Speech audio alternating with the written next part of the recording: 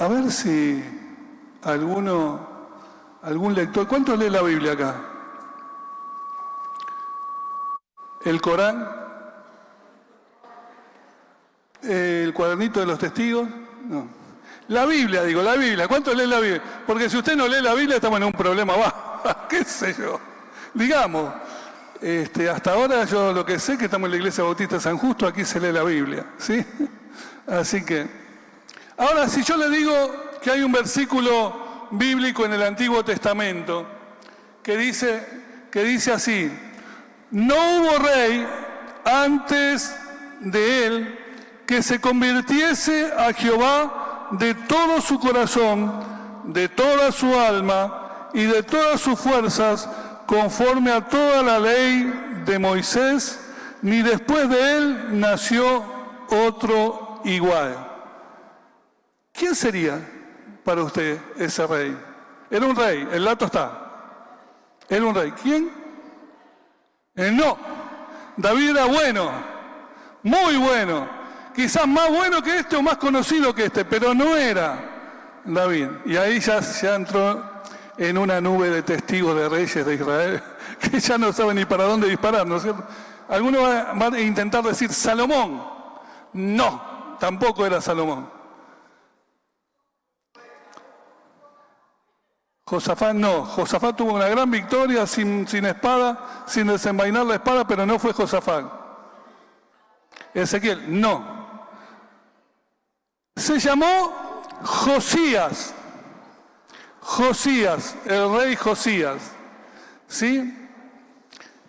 El tema que hoy quiero compartir con ustedes tiene que ver con esto. Miren qué interesante. Sella las grietas de tu corazón y mantiene tu unción, el aceite. Yo cuando los veía saludarse, tuve esa sensación de decir: derramá el aceite que tenés sobre la otra persona. Derramá su unción que tenés del Espíritu Santo sobre la otra persona. Y es que en la vida muchas veces, como sabemos y como dice la palabra de Dios, Dios nos ungió. Amén. Dios nos dio de su Espíritu Santo. Dios derramó su Espíritu sobre nosotros para hacer las obras de Dios. Porque nadie puede hacer las obras de Dios sino por medio del Espíritu del Señor, dice la palabra. Pero hay veces que estamos medio secos, ¿vieron? Es como que no hicimos el cambio de aceite, no sé qué pasó. No hicimos una renovación, algo se secó, se fue secando, y muchas de esas cosas que nos pasan es porque hay grietas en nuestros corazones. Y yo leyendo una palabra del rey Josías, sentí la inspiración de poder escribir acerca de esto. Hace tiempo ya, hace muchos años yo prediqué algo similar. Pero de Josías se terminó diciendo: no hubo rey antes que él que se convirtiera a Jehová de todo su corazón, de toda su alma y de todas sus fuerzas, conforme a toda la ley de Moisés, ni después de él nació otro igual. Esto está en 2 Reyes, capítulo 23, verso 25. Pero esto es para hacer una mención de lo que después de toda la vida de Josías ocurrió, todo lo que pasó en el reinado de Ezequías, todo lo que ocurrió en su ministerio, en su oportunidad. Porque no sé si sabés que vos y yo tenemos una gran oportunidad.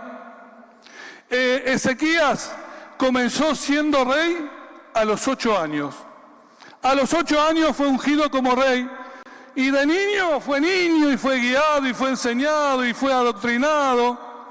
Y algunos consejeros habrán tomado decisiones porque era un niño rey a los 8 años. Pero a los 18 años, cuando este muchacho ya entendió todo, cuando este muchacho ya sabía quién era su Dios, cuando este muchacho ya conocía el camino que tenía que tomar, cuando este muchacho ya entendió lo que agradaba a Dios y lo que deshonraba a Dios, cuando este muchacho entendió el gran desafío de obedecer a Dios sobre todas las cosas y de agradar a Dios a todas las cosas, hizo algo que quedó registrado para toda la historia, que trajo una reforma y un mover de Dios sobre el pueblo de Dios. Por eso se escribió de él esto, que no hubo alguien como él ni antes ni después que se convirtiese a Jehová con todo su corazón. Lo primero que pienso es, ¿hay medida para consagrarse al Señor? El Señor puede medirnos, porque dice, no hubo rey antes de él ni después de él que se convirtiera a Jehová de todo su corazón como fue Josías. Y yo creo que hay diferentes tipos de entregas a Dios. Hay entregas escasas, hay entregas mínimas, hay entregas regulares, hay entregas porque no nos queda otro remedio, pero hay entregas totales a Dios. Y de Josías se está diciendo, tuvo una entrega total. ¿Cuántos de los que están acá dicen, yo quiero tener una entrega total al Señor? Amén. ¿Y qué está esperando, hermano? ¿No lee la Biblia?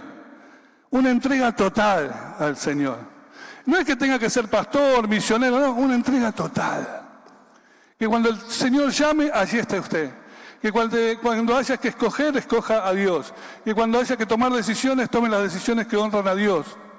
Una entrega total al Señor. Y a los 18 años tomó su primera y gran decisión, Josías, que fue reparar la casa de Jehová Dios. Estaba destruida, estaba caída, estaba venida a menos. Y la palabra de Dios dice que Él dispuso todo lo que tenía a su alcance, empezando por su corazón, todo lo que tenía a su alcance para reparar la casa del Señor.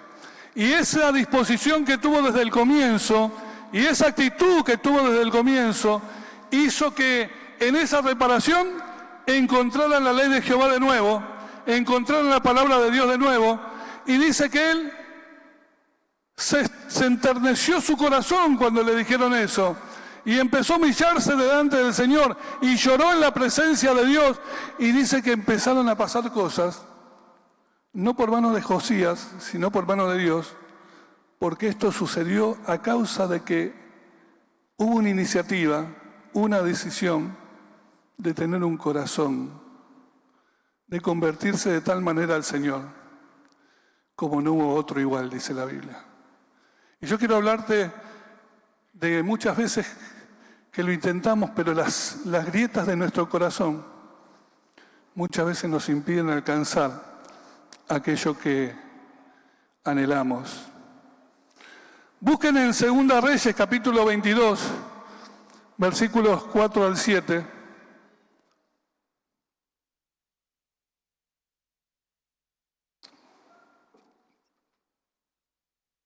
Dice, ve al sumo sacerdote Hilcías y dile que recoge el dinero que han traído a la casa de Jehová, que han recogido del pueblo los guardianes de la puerta, y que lo pongan en manos de los que hacen la obra, que tienen a su cargo el arreglo de la casa de Jehová, y que lo entreguen a los que hacen la obra de la casa de Jehová. ¿Para qué?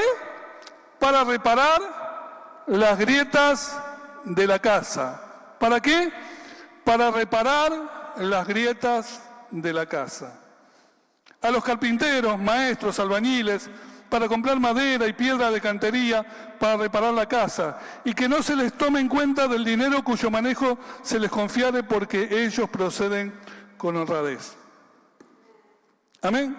Reparar las grietas de la casa, reparar las grietas de la iglesia, reparar las grietas de los ministerios, reparar la grieta del líder, reparar las grietas del pastor, reparar las grietas de los hermanos, reparar las grietas para que la casa esté llena de la presencia del Señor. Porque ellos reparaban la casa de ladrillos, pero tú y yo muchas veces necesitamos reparar el templo del Espíritu Santo que está acá, que somos templo del Espíritu Santo. En nuestra vida, donde mora el Espíritu Santo, muchas veces hay grietas en los corazones que necesitan ser sanadas o ser selladas. Y cuando, como te dije antes, Josías dispuso su corazón, todo empezó a suceder. Yo creo que este año tenemos una gran y nueva oportunidad, iglesia, de cosas tremendas que Dios quiere hacer en medio nuestro, de cosas nuevas que Dios quiere hacer en medio nuestro, de desafíos grandes que tenemos para hacer la obra del Señor. Pero eso necesita corazones sanos, corazones llenos, corazones que no estén sirviendo con grietas en su corazón. Y yo quiero mostrarte algunos ejemplos bíblicos de por qué algunos hombres y mujeres de Dios no alcanzaron algunas cosas porque se hallaron grietas en un momento de su vida en su corazón. Hoy quisiera que trabajemos juntos en ese mañana que Dios tiene preparado para nosotros. En el mañana que Dios tiene preparado para nosotros y que va a necesitar un pueblo firme, un pueblo consistente, un pueblo sólido, un pueblo convertido, un pueblo lleno de convicciones, un pueblo que se ofrezca y se entregue y se comprometa con su Dios, si es que queremos alcanzar las cosas que Dios tiene por delante.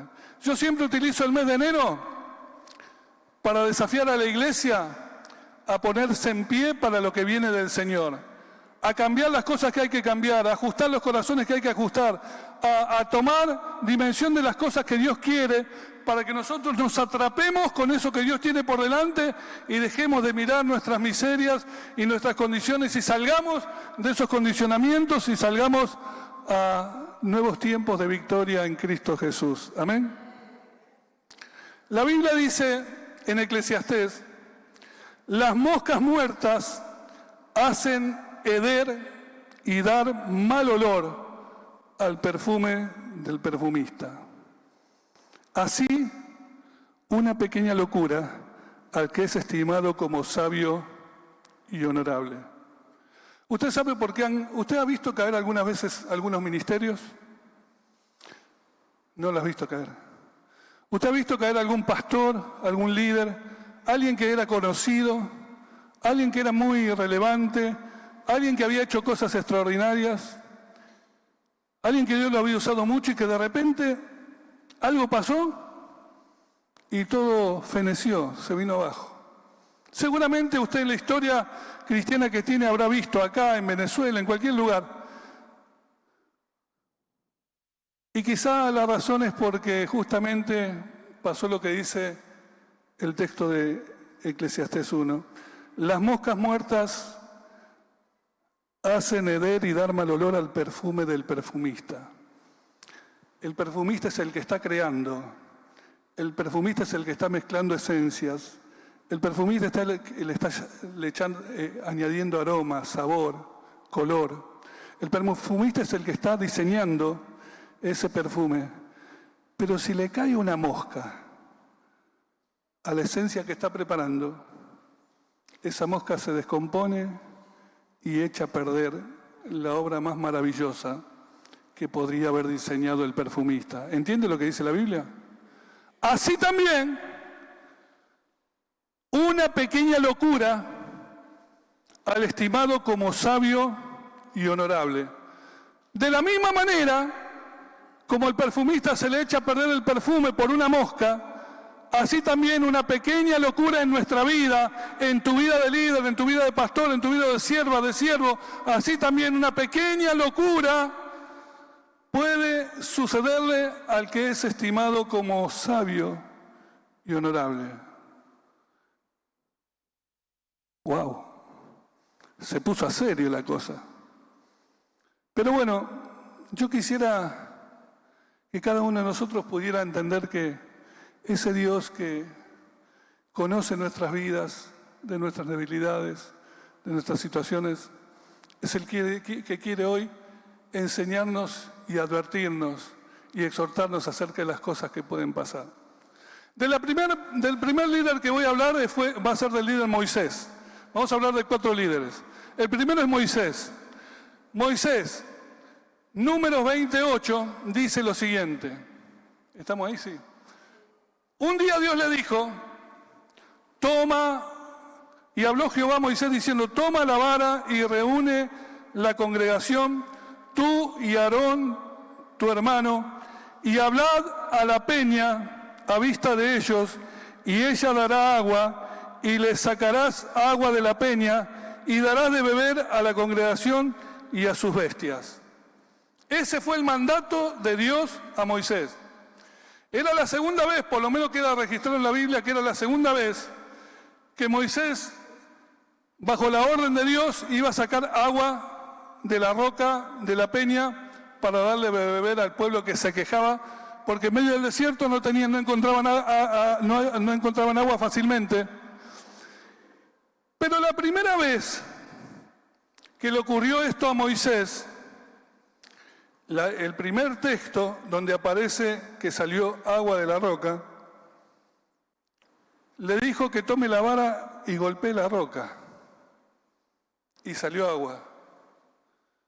Cristo la peña de oro que está brotando. ¿Se acuerdan del corito ese? Agua de vida.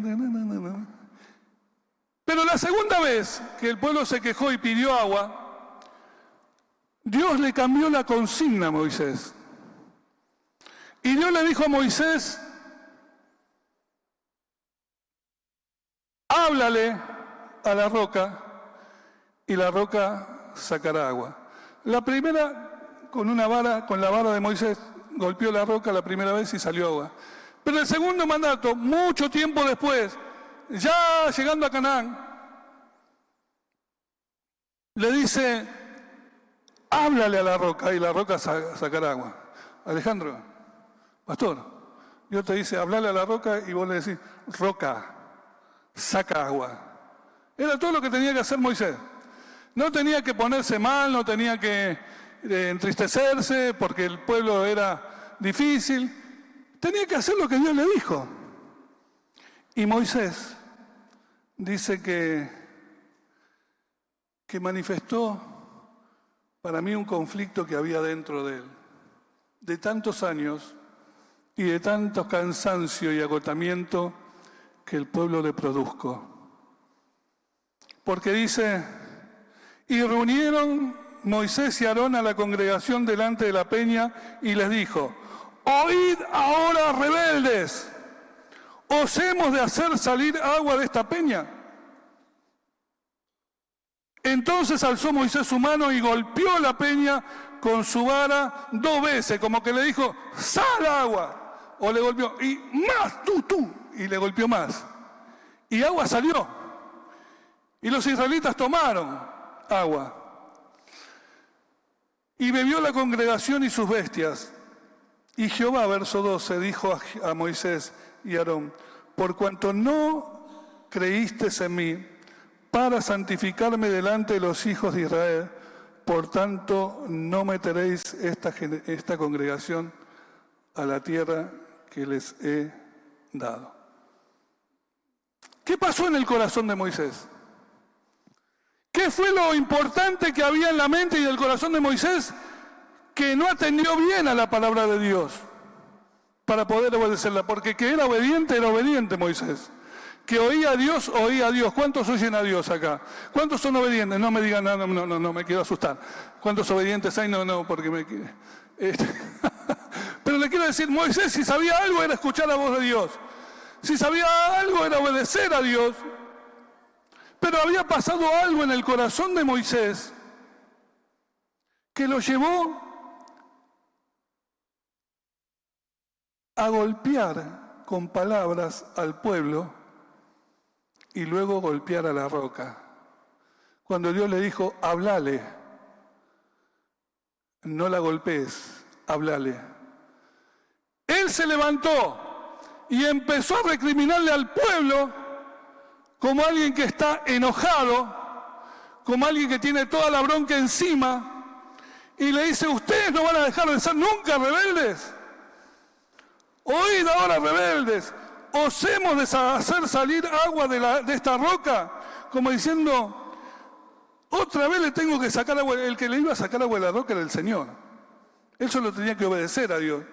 Pero él como que ya se adueñó de la situación, de la experiencia que había tenido algo. Les tengo que sacar agua de la roca junto con Aarón, les tenemos que hacer esto. Y en vez de hacer lo que Dios tenía que le había dicho, háblale, golpeó con palabras al pueblo y luego golpeó la roca.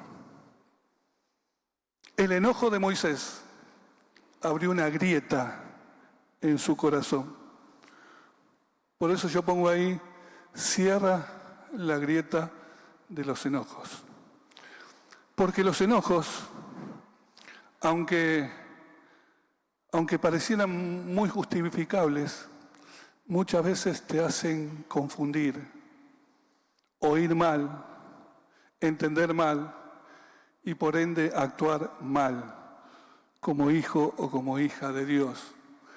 Y ese fue un error fatal para Moisés, porque Dios, que atiende minuciosamente los hechos de nuestra vida, de tu vida, Dios que sabe tu proceder, Dios que sabe tu accionar, Él vio a Moisés que en vez de hablarle, golpeó la roca, y cuando Dios vio eso, se apartó.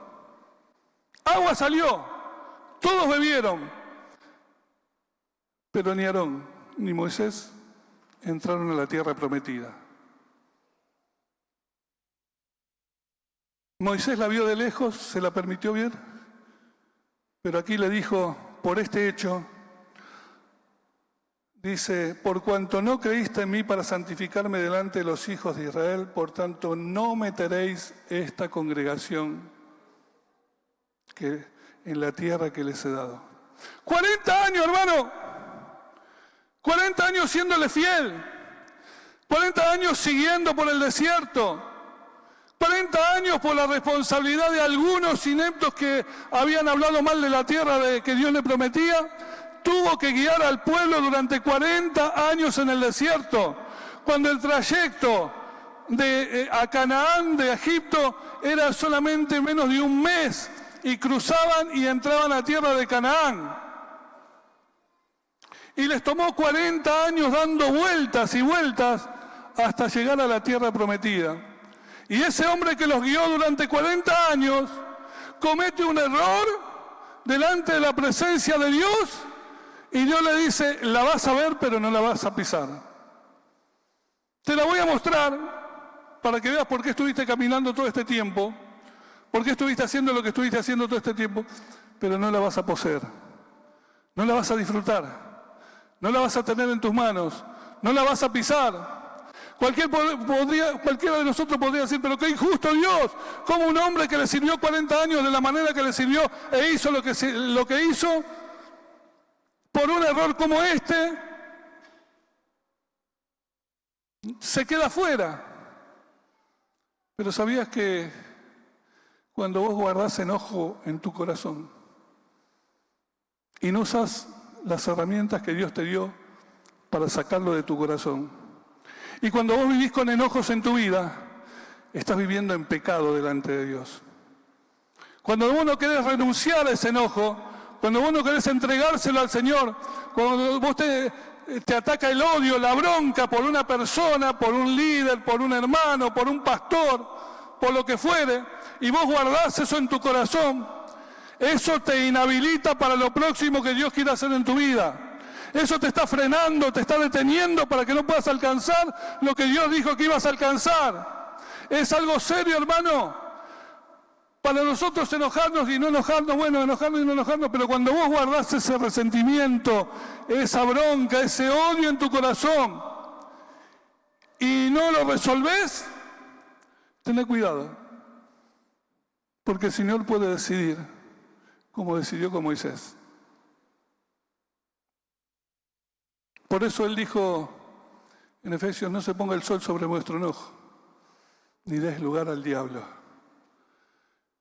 Mirá que Moisés no pudo obedecer a Dios, ni hacer lo que Dios le pidió, tan solo porque el enojo había abierto una grieta en su corazón. ¿Cuántas veces nos ha pasado a los pastores que ministramos irritados? No sé a los pastores más jóvenes, pero yo que llevo un tiempito, que muchas veces ministramos irritados, enojados por alguna situación, dolidos por algún desplante, por algún comentario, por algún descrédito, por algo que pasó en nuestra vida, en nuestra historia, o que pasó con la gente de la iglesia. Y ministramos de esa manera, enojados por situaciones que pasaron. O si no, tenemos un enojo con otro pastor de otro lugar o de otra congregación por la competencia o por lo que sea. O ver que tenemos líderes muy complicados y muy difíciles que nos hacen enojar. O pastores que muchas veces hablan y no frenan sus palabras, no miden sus palabras. Y muchas veces encontramos un desfile de gente que va de una iglesia a otra buscando porque fue lastimado, porque fue herido por lo que dijo el pastor, por lo que habló el pastor. Usted habrá conocido a alguien así. Alguien en la escuela, que era directivo hace muchos años, le dijo a unos hermanos de la iglesia que eran papás de la escuela: si vos te quedás en esta iglesia te vas a secar. Venite a mi iglesia, le dijo, porque si vos te quedás en esta iglesia te vas a secar. Los hermanos le creyeron y se fueron a la iglesia de esa otra persona. ¿Cuántas veces creemos que obramos con razón y estamos cerrando tanto al blanco? ¿Cuántas veces nuestros enojos, nuestras diferencias nos separan de tal manera y después nos preguntamos: ¿por qué Dios no me bendice? ¿Por qué yo no puedo prosperar en esto? ¿Por qué no alcanzo esto o aquello? Y es porque hay una grieta en nuestro corazón por los enojos que guardamos en nuestra historia. Por eso, hoy es un día de oportunidades para cerrar las grietas de los enojos de nuestra vida. El segundo personaje que te quiero hablar es el del rey Saúl. El rey Saúl. Dios le da una orden al rey Saúl y le dice: mira, Saúl, yo tengo atravesado acá a los amalecitas. No se lo dijo así, eso se lo digo yo. Pero resulta que el pueblo amalecita, cuando ellos salieron vulnerables al desierto, librados de Egipto, los primeros que los atacaron a Israel, que recién salían de Egipto, fueron los amalecitas. Y los amalecitas, traicioneros como fueron siempre, los atacaron por la espalda, por la retaguardia, dice la palabra. Y ahí fue la batalla donde Moisés estaba arriba orando y Josué estaba abajo peleando. Y ese día que venció Josué en la batalla, Dios les prometió: mira, va a llegar el día en que yo voy a raer de la tierra, a hacer desaparecer de la tierra a los amalecitas. Les digo esto como contexto, quizás un poco histórico, pero le digo esto como contexto porque cuando llegó la oportunidad de Dios, los tuvo ahí a los amalecitas y tenía al rey Saúl de su lado, le dijo a Saúl: ahora es el momento, los atacás y haces desaparecer todo, hasta los animales, porque yo dije que los voy a raer de la tierra. Y cuando fue Saúl a combatirlos, los venció y los derrotó, pero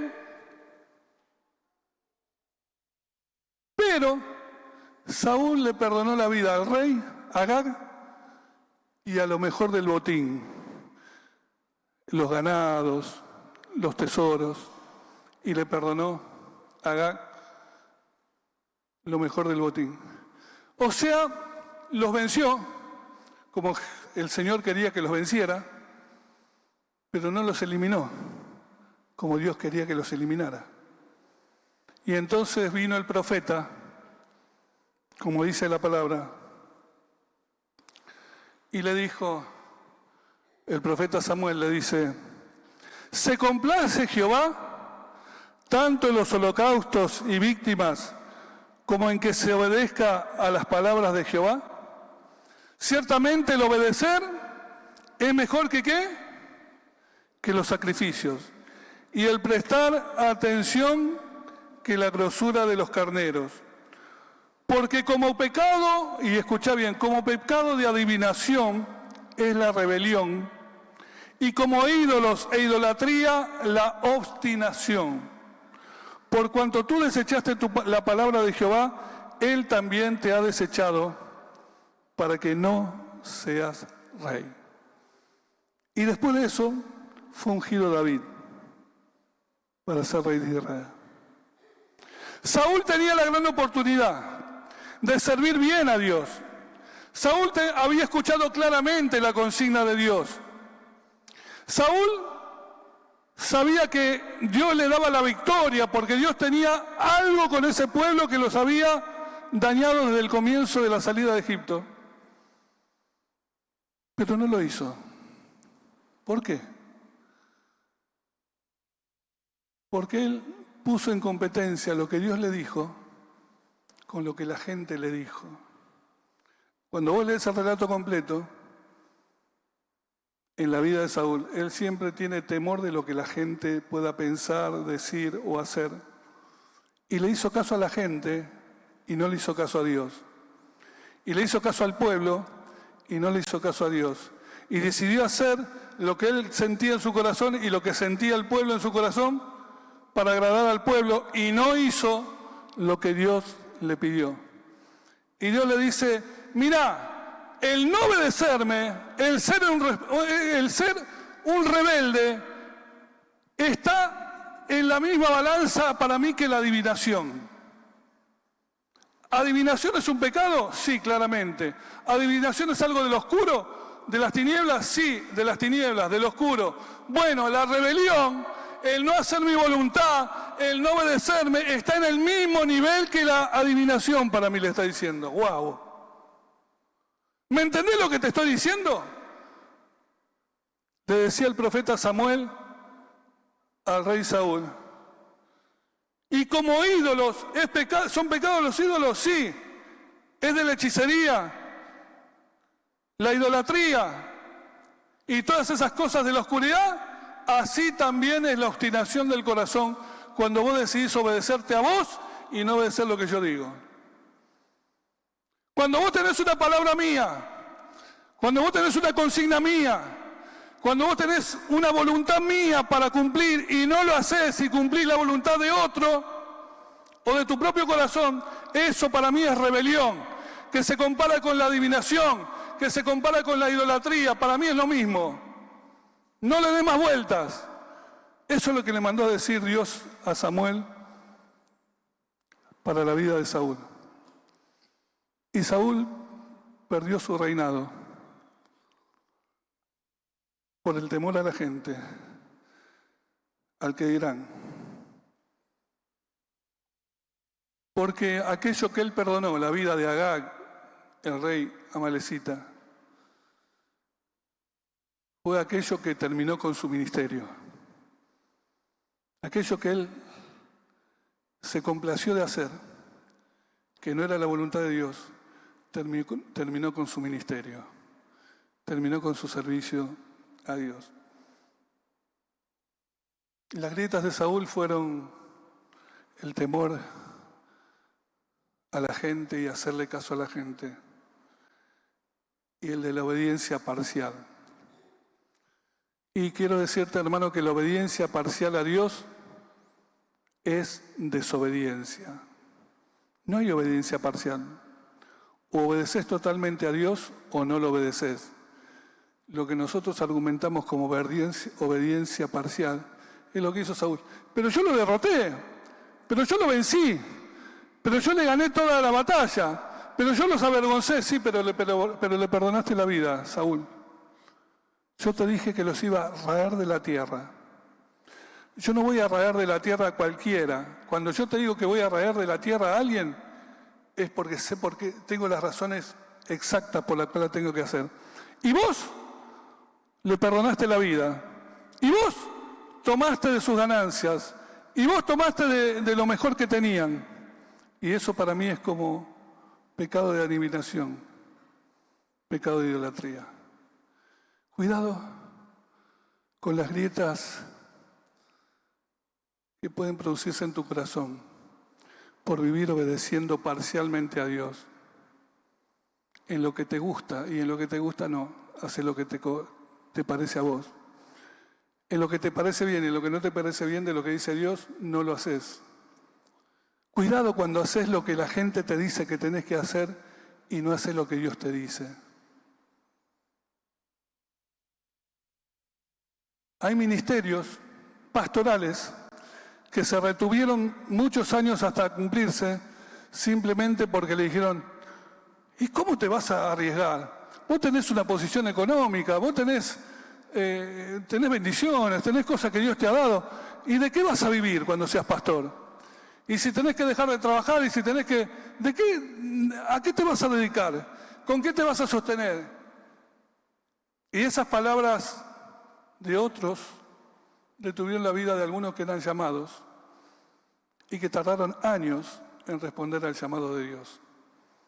Saúl era uno de esos que prefería agradar a la gente y hacer lo que la gente le decía en vez de obedecer a Dios.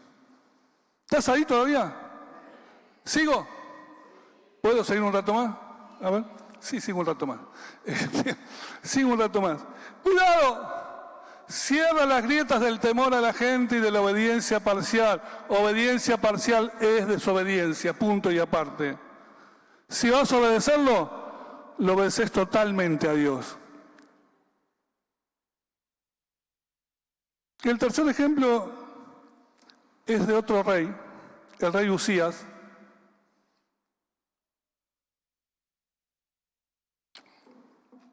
$52 años de reinado, 52 años de unción.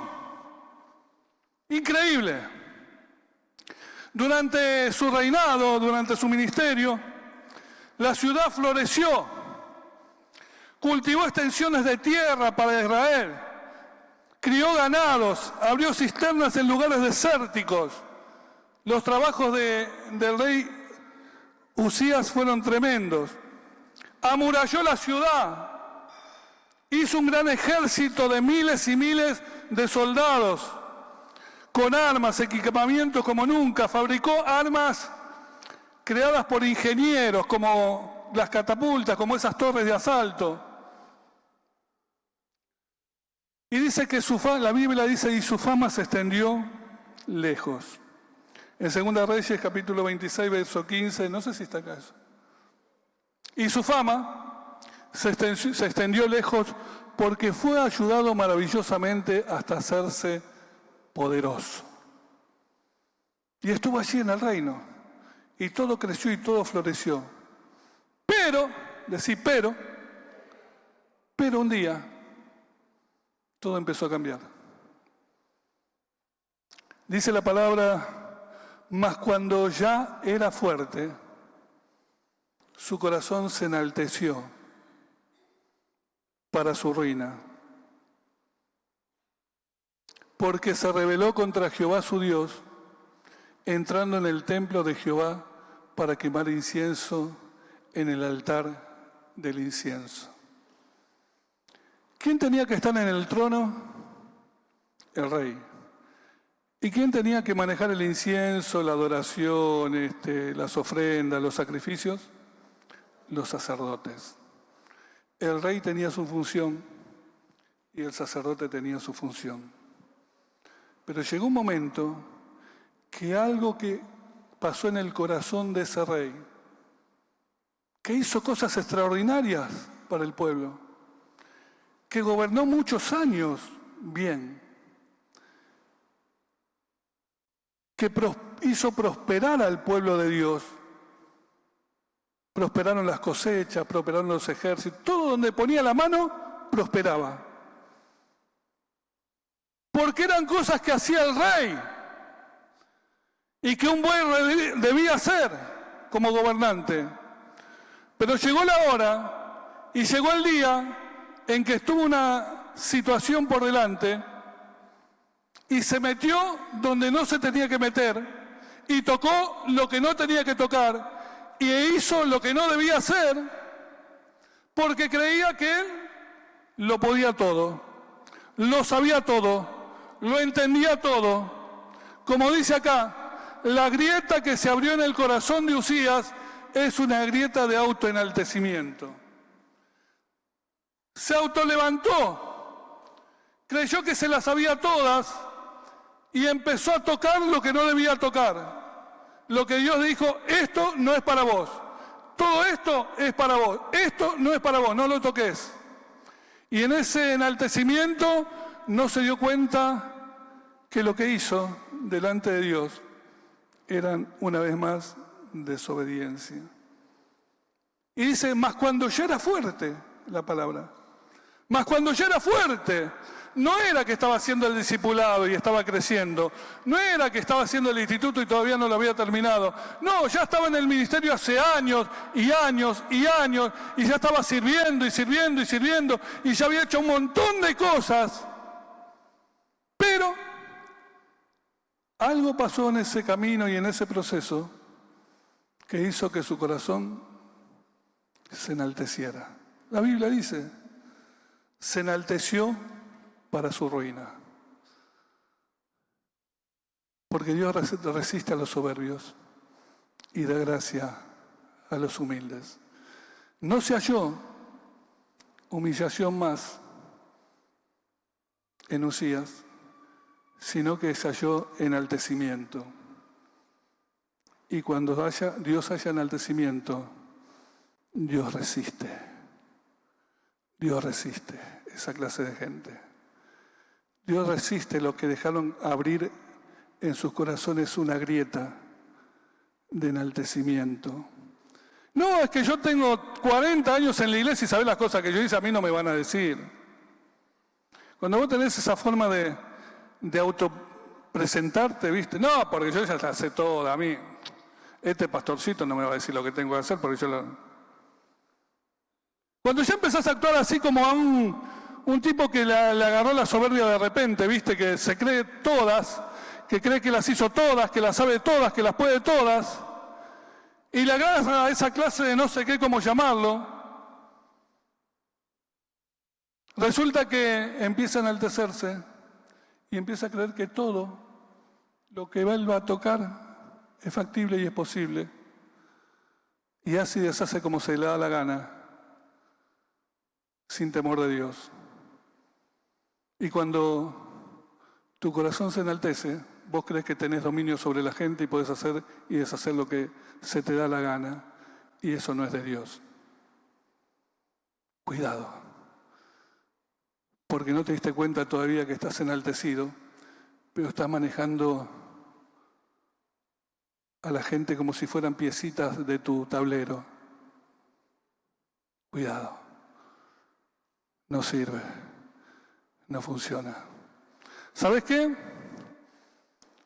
Dice la palabra del Señor que los días de Uzías fueron malos. Lo echó todo a perder. Ocupó el lugar que Dios no le mandó ocupar. Desechó el orden de Dios porque se enalteció. Esa fisura abierta en su corazón hizo que el aceite de la unción que tenía en su vida se escurriera y se perdiera. Y terminó leproso, terminó como rey leproso, lejos de la fama que había alcanzado algún día, lejos del reino, lejos del pueblo y lejos de la familia. ¿Te parece una forma digna de terminar? Cuídate de creer que lo sabes todo. Cuídate de el enaltecimiento que haces de tu vida. Y el último, antes de los ravioles de hoy, no sé quién tiene ravioles, a lo mejor te quedó un pedacito de asado de ayer, qué sé yo, no sé. Claudio, vamos a tu casa después. Es el rey Asa, un rey que vivió dependiendo de Dios. conociendo sus limitaciones, creyendo en el poder de Dios. Él sabía quién era y sabía sus limitaciones, porque un día vino un gran ejército de Etiopía y lo tuvo que enfrentar, y de Libia, y los tuvo que enfrentar. Y era un ejército numeroso como la arena, y era una multitud que el rey dijo, yo no puedo. Nos van a pasar por arriba, no van a dejar piedra sobre piedra, vamos a ser destruidos. Y entonces se acordó de su Dios, en quien creía, y clamó a su Dios. Y dice la palabra en 2 Crónicas 14, 11 y 12, dice como está ahí, y clamó Asa a Jehová su Dios, y dijo, oh Jehová, para ti no hay diferencia alguna en dar ayuda al poderoso o al que no tiene fuerzas. Ayúdanos, oh Jehová Dios nuestro, porque en ti nos apoyamos y en tu nombre venimos contra este ejército. Oh Jehová, tú eres nuestro Dios, no prevalezca contra ti el hombre. Y Jehová deshizo a los etíopes delante de Asa y delante de Judá, y huyeron los etíopes. Ese es el texto. Increíble, qué oración. Junto al pueblo y oró y clamó de esta manera. Un tipo con convicciones, un tipo con certezas, un hombre de Dios, un hombre que se apoyó en el Señor, un hombre que dijo, si vos no venís con nosotros, nosotros no vamos a ningún lugar, nosotros no podemos, solamente si vos nos apoyás y nos ayudás, vamos a poder. Una fe inquebrantable en esto. Y dice que el Señor escuchó esa oración y deshizo a los etíopes. ¿Cuántos eran? Numerosísimos, no importa. ¿Eran miles? No importa. ¿Eran millones? No importa. Para Dios no había problema con eso. Porque a Dios lo que le interesó era el corazón que clamó a Él. ¿Entiendes? Y miles de etíopes fueron derribados y destruidos. Y Asa después de eso hizo una reforma terrible en Judá. Todo el pueblo se volvió al Señor. Empezaron a buscar al Señor. Eso trajo un movimiento espiritual sobre las vidas del pueblo. Pero después de 35 años de estar reinando,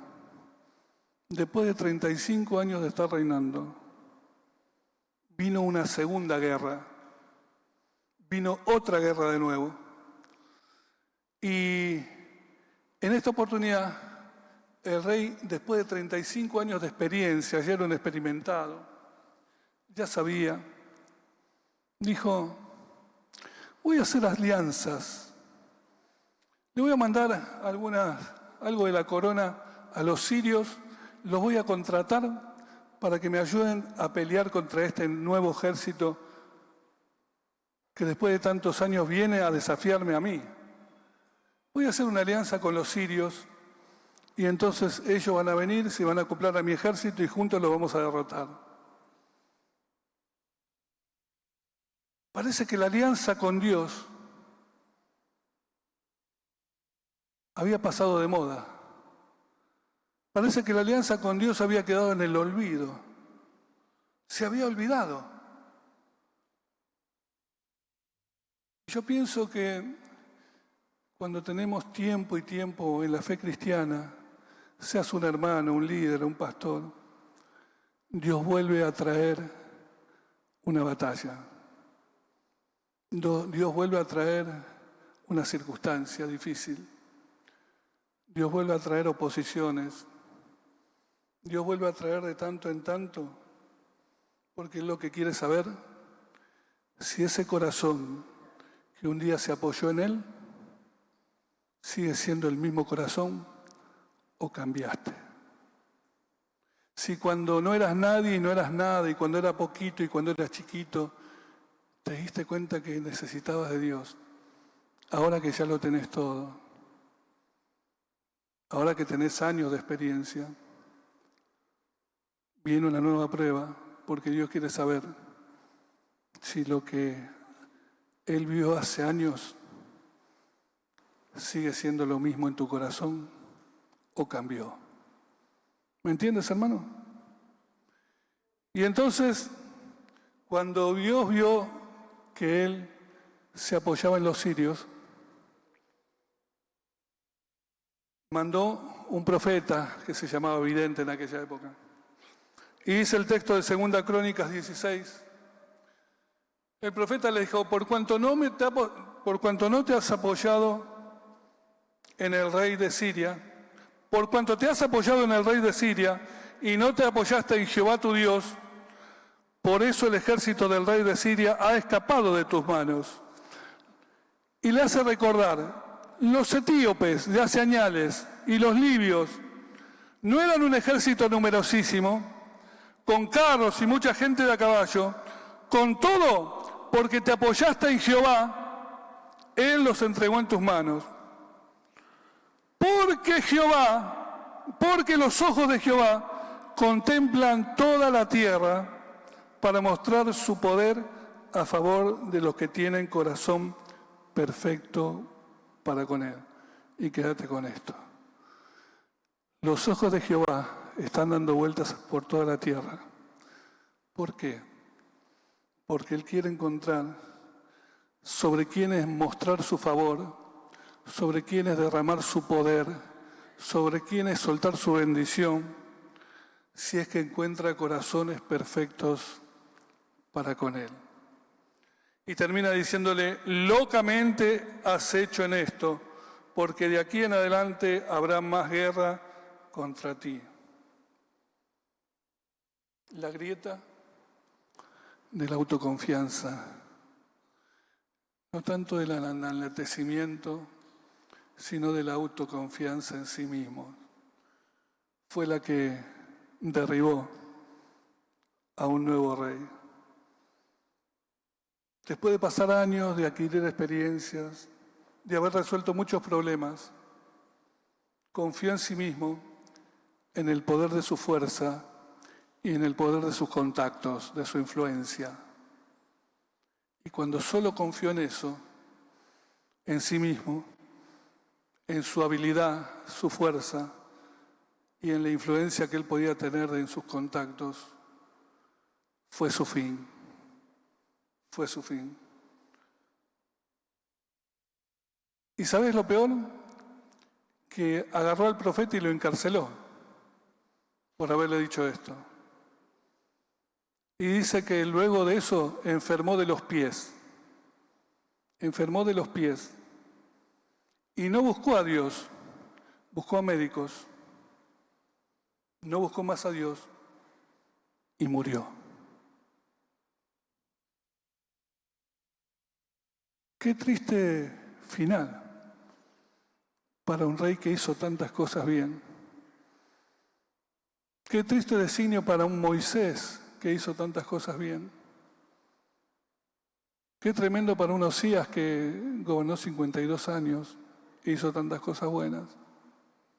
Pero llegó un momento en que la grieta que se armó en su vida, que se abrió en su vida, dejaron que entraran otras cosas y que llenaran sus corazones y sus pensamientos de una manera diferente que no agradó a Dios. Y con cada uno de ellos, Dios tuvo un tratamiento. Mi pregunta es, ¿cuáles son nuestras grietas? ¿Cuáles son las grietas que podría estar hablando hasta la tarde o hasta la noche de hombres y mujeres de Dios que tuvieron grietas en sus corazones? Fracasos en la vida, frustraciones en la vida, pecados no confesados, actitudes nunca cambiadas, temores que no tienen que estar allí, actitudes carnales que te separan del Señor, envidias, amarguras, maledicencias, Tantas cosas que pueden llegar a abrir grietas en tu corazón. Y la Biblia dice, no contristéis al Espíritu Santo de Dios con el cual fuisteis sellados para redención. No lo contristes manteniendo las grietas en tu vida. Por tanto, aquellos que reconocemos que hay cosas que están pasando, que han pasado y que siguen ahí, hoy tienen una oportunidad. Hoy tenemos una oportunidad. Hoy tenemos a Cristo Jesús, que Él pagó por todas nuestras grietas y por todos nuestros pecados, para decirnos, hay una solución. No se te tienen que retener las promesas,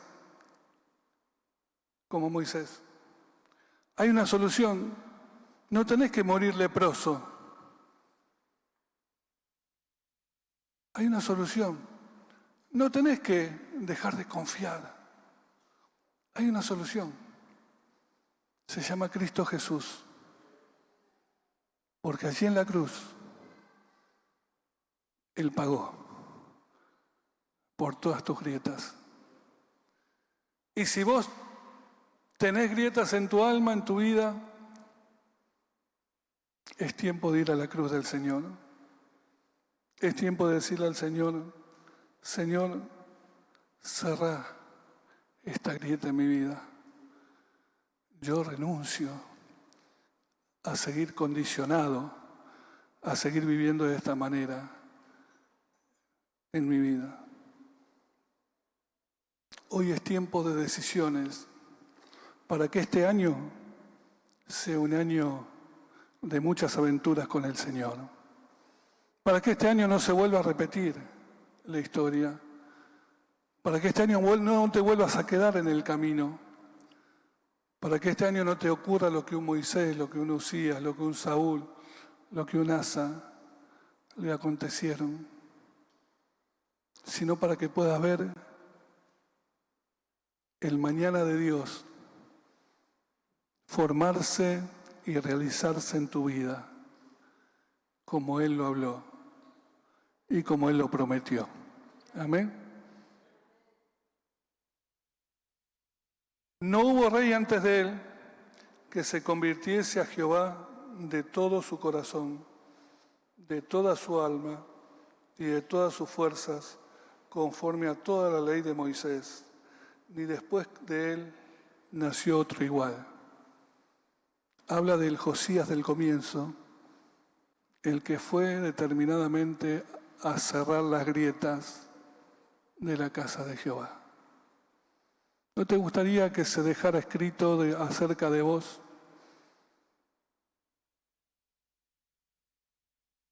No hubo otra como Patri, que le creyó a Dios, que se convirtió de todo su corazón. No hubo otra como Elena, que perseveró, que estuvo ahí. No hubo otro como Samu, que siguió cantando alabanzas al Señor a pesar de las luchas de la vida. ¿No te gustaría que algún día se pudiera hablar de vos y decirlo? El Señor pudiese decir, no hubo otro como él, que se convirtiera de todo su corazón a mí, diría el Señor. Cerra tus ojos, vamos a orar.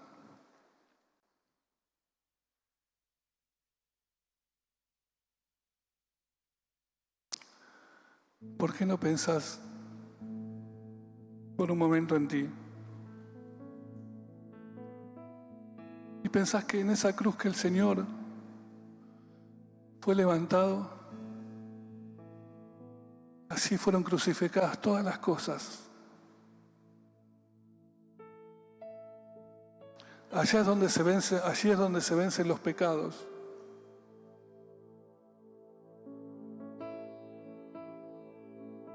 Allí es donde se vencen los designios de muerte.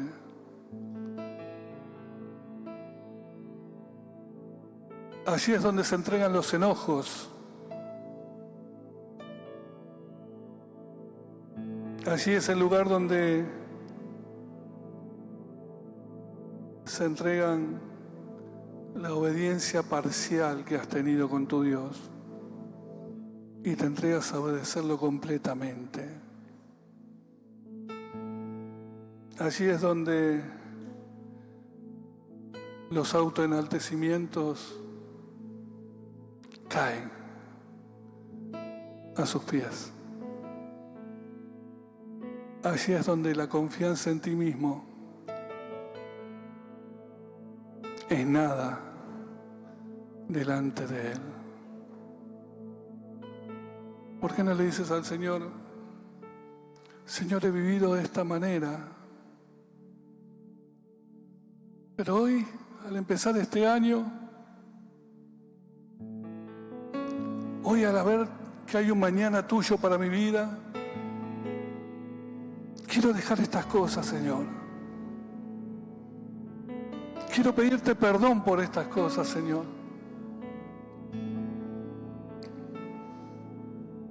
Por eso voy a tu cruz una vez más, Señor. Y entrego lo que soy. Señor, yo entrego los enojos que hay en mi vida, que no me permiten crecer, avanzar, ser bendecido, bendecida. Arrancá, Señor, esos enojos, yo te los entrego a ti. Y cerrá la grieta de mi corazón. Y llename de tu aceite, de tu bálsamo, de tu espíritu, Señor. Señor, hoy quiero dejar mis temores a lo que la gente diga o piense de mí. Yo voy a hacer lo que tú dices de mí y voy a obedecer a todo lo que tú me digas, no a lo que la gente diga. Yo no voy a obedecer a medias, yo voy a obedecer completamente tus palabras, Señor. Tan solo perdóname en el nombre de Jesús. Señor, yo pensé que las sabía todas y hoy me encuentro vacío delante de tu presencia, porque la sabiduría no está en mí, sino que está en ti. Y el conocimiento no está en mí, sino que está en ti, Señor. Señor, no quiero manejar mi vida ni manejar a la gente por la posición que tenga o me crea, Señor. Quiero humillarme delante de ti, Señor, y ser un siervo como tú fuiste, Jesús, que dio la vida por sus amigos. Señor, finalmente quiero depositar toda mi confianza en ti, Señor. No quiero ser como Asa, que cambió su confianza, primero la tuvo en ti y luego la tuvo en sí mismo y en sus decisiones. Quiero seguir dependiendo, quiero seguir confiando, quiero seguir sujeto a tu voluntad y a tus palabras. Yo necesito estas decisiones en mi vida, Señor. Yo te entrego lo que soy ahora. Límpiame y seré limpio.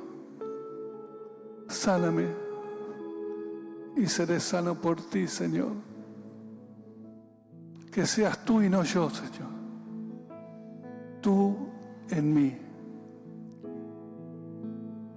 Tú en mí, Señor. Y yo en ti, Señor. Bendícenos como iglesia para que se levante esta generación, una generación que aprenda de esta multitud de testigos que te hemos tenido y que nos enseñan a vivir de una manera diferente.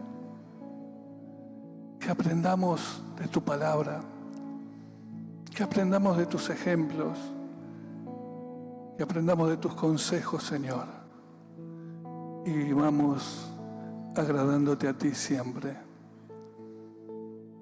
En el nombre que es sobre todo nombre, en el nombre de Jesús. Amén y amén.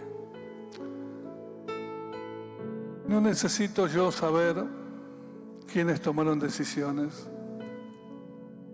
Sí necesita el Señor saber si estuviste delante de Él, en su presencia.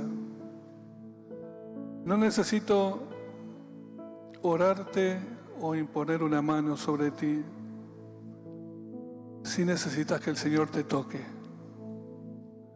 y te renueve y te abrace y te diga levántate. Ahora sí lo vamos a hacer juntos. Confía en tu Dios, confía en tu Señor, amalo y obedécelo siempre. Amén. Que Dios te bendiga, iglesia.